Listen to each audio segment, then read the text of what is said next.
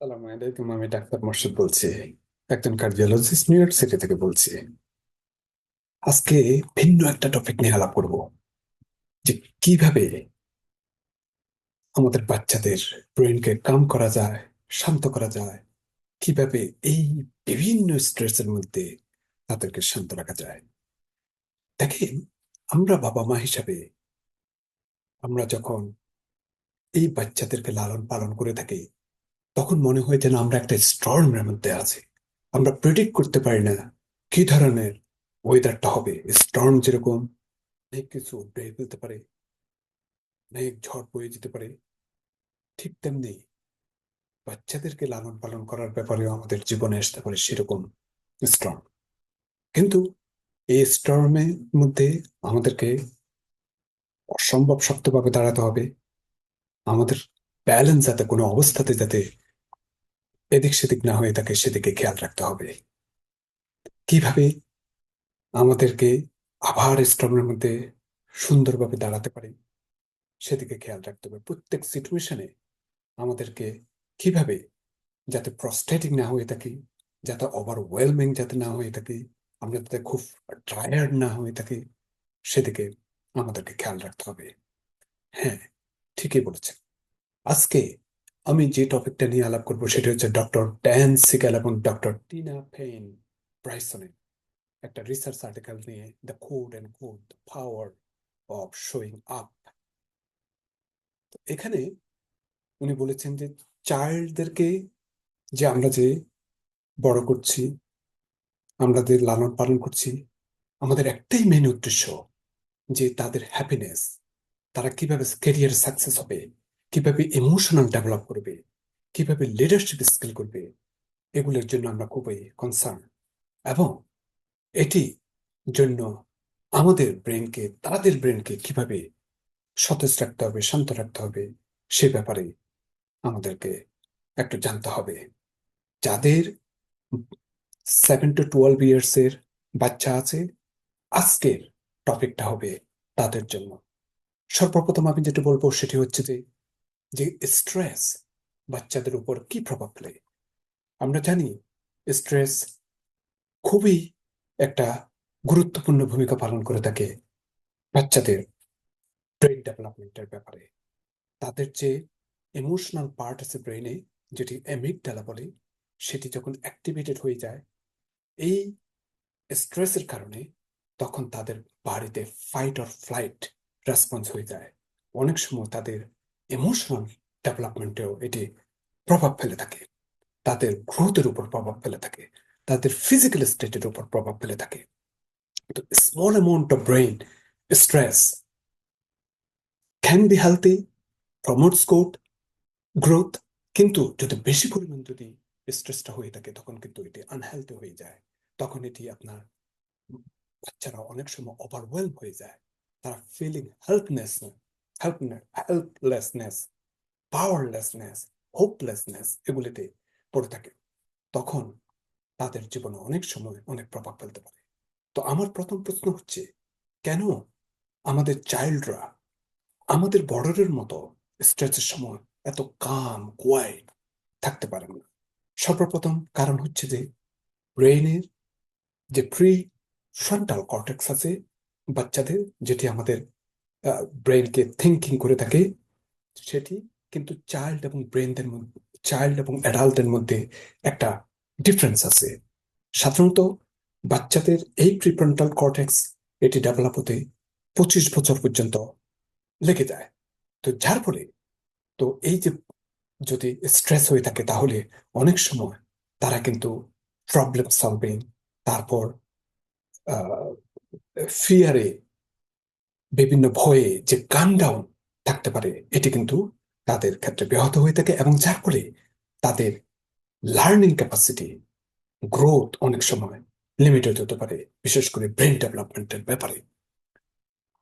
তারপর সেকেন্ড প্রশ্ন হচ্ছে যে যে চিলড্রেনদের জন্য যে অ্যাডাল্ট থেকে যে কো রেগুলেশনটা কেন important?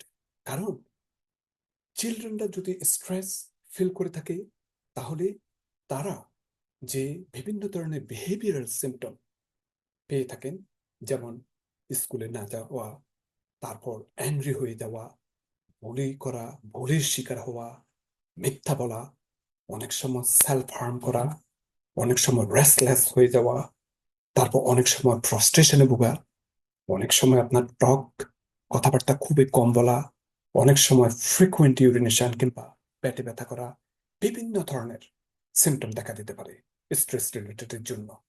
তো doctor Gabor Mate, renowned expert on trauma, addiction, stress, childhood ডেভেলপমেন্টে উনি বলেছেন যে চিলড্রেনেরা যে ট্রমাটাইজ হয় না, কারণ তারা যে আঘাত পেয়েছে, তারা ট্রমাটাইজ হয় কারণ তারা এই আঘাতের সময় তারা তখন একা হয়ে যদি যায়। তার মানে কি, stress does not break children, stress break children when they feel alone and unsupported in the storms. এই ক্ষেত্রে আপনার এই বাবা মার যে কোঅপারেশন, বাবা মার সান্নিধ্য অবশ্যই দরকার। তারপরে আমি বলবো যে কিভাবে আমরা কাম থাকতে পারি এবং আমাদেরকে এঙ্গেজ করতে পারি আমাদের চাইল্ডের পিক ইমোশনের দ্বারা through code and code ABCDE handles. ওয়াল যে বলেছি যে ABCDE, যেটি বলেছি সেটি হচ্ছে যে এই ফর অ্যাওয়ারনেস, আমাদেরকে বুঝতে হবে কোথায় ইমোশন এবং স্ট্রেসটা হচ্ছে। Breathing, as soon as we notice that something happening, ব্রিদিংটা যাতে কিভাবে নোজ এবং মাউথ দিয়ে করতে হবে একটু রিল্যাক্স করার জন্য সেটি বুঝতে হবে। Count 888, 8 counts for breathe, 8 count for hold the breath and 8 count for breathe out। তারপর distance, move away from the trigger of যে জিনিসটা আপনাকে আনকমফোর্টেবল ফিল করছে তার থেকে দূরে সরে আসুন এবং এক্সপ্রেস ইউর ইমোশন। সেটি আপনার কিভাবে সে এক্সপ্রেস করবে সেটি আপনাকে বুঝতে হবে। সেটি আপনার টকিং টকিং হোক, সেটি আপনার রাইটিং ভার্সন হোক, সেটি আপনার ড্রয়িং ভার্সন হোক, এগুলো আপনাকে জানতে হবে। ফার্স্ট অফ অল আমাদেরকে দেখতে হবে বাচ্চাদের কি ধরনের এক্সপিরিয়েন্স হচ্ছে, কি ধরনের স্ট্রেস হচ্ছে। হ্যাঁ, এটি সময় আমাদেরকে কম্প্যাশন দেখাতে হবে এবং এট দ্য সেম টাইম ওদের ইনার কনসিয়াসনেসটা বের করতে হবে এবং বুঝতে হবে যে প্রতিটা চাইল্ড যে তারা কি ধরনের মেন্টাল এবং ইমোশনাল প্রবলেমে পড়ছেন। তো এটি খুবই নেচারাল। যখন কোনো বাচ্চা যদি স্কেয়ার্ড হয়, ফিয়ারফুল হয়, ওয়ারিড হয়, কনফিউজ, লস্ট হয়ে থাকে, এবং তাদেরকে যতদূর সম্ভব তাদের পাশে থেকে তাদেরকে সাপোর্ট দিতে হবে। কেননা এটি না হলে তাদের বিহেভিয়ার কেন, এমনকি স্লিপের কিংবা পড়াশোনার উপর কনসেন্ট্রেটের অনেক ব্যাঘাত করতে পারে। তো সুতরাং তাদেরকে বুঝাতে হবে যে তাদেরকে স্কেয়ার্ড হলে চলবে না, কিন্তু তাদেরকে কোঅপারেট করে কিভাবে ওভারকাম করা যায় সেদিকে সাহস দিতে হবে। তো কিভাবে আমি কো রেগুলেশনের মাধ্যমে কাম ডাউন করতে পারি?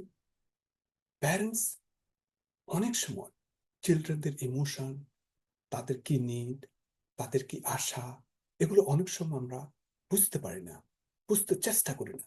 কিন্তু তাদের কিউরিসিটি, তাদের প্রতি কম্প্যাশন থাকা, এটা কিন্তু খুবই important for coming their emotional breakdown. So সুতরাং এতে বোঝা গেল যে তাদের ইমোশন, তাদের নিডসকে কখনো ডিসমিস করা যাবে না। এখানে যদিও রাইট আর রং এর ব্যাপার আসতেছে না, কিন্তু প্রত্যেক ইমোশন এক একটা পারপাস, এক একটা প্রয়োজনীয়তা, এক একটা ভ্যালিউর প্রতি আপনার সার্ভ করে থাকে। যখন একটি বাচ্চা কোনো এই ধরনের এক্সপিরিয়েন্স করে, তাদেরকে অ্যাডাল্টের মতো বিহেভিয়ারের ব্যাপারে হস্তক্ষেপ না করে কিন্তু তাদেরকে তাদের মতো করে বোঝানোর চেষ্টা করতে হবে এবং তাদের কি থট, কি ইমোশন, কি ডিজায়ার, এগুলোর প্রতি আলোকপাত করতে হবে। তারপর এরপরে বলবো engage the reasoning brain, pre frontal cortex, আমাদেরকে কোশ্চেন করতে হবে যে কি রিজনিং এর জন্য, কি কারণের জন্য তাদের এই প্রবলেমটা হচ্ছে, এবং সেই প্রবলেম সলভিং এর ব্যাপারে আমাদেরকে সোচ্চার হতে হবে। তো এই যে আমি যে বললাম ABCDE coming and engaging the brain, এটি কিন্তু আপনার এই সায়েন্টিস্ট আপনার বলেছেন যে কিভাবে আমাদেরকে এঙ্গেজ করতে হবে। তো তো যেটি বলছি যে যে বাচ্চাদেরকে আমাদের অ্যাডাল্টের মতো দেখতে হবে না, তাদেরকে তাদের মতো করে বোঝাতে হবে যতটুকু তাদের বোঝার ক্যাপাবিলিটি থাকে, এবং তাদের পাশে সবসময় থাকতে হবে যে তারা যাতে এই বিভিন্ন ইমোশনের মধ্যে যাতে ভীত না হয়ে যাতে কিভাবে এগিয়ে যেতে পারে, এবং আমাদের অ্যাজ এ প্যারেন্ট হিসেবে কিভাবে ফুল সাপোর্ট পেতে পারে সেদিকে খেয়াল রাখতে হবে। Thank you.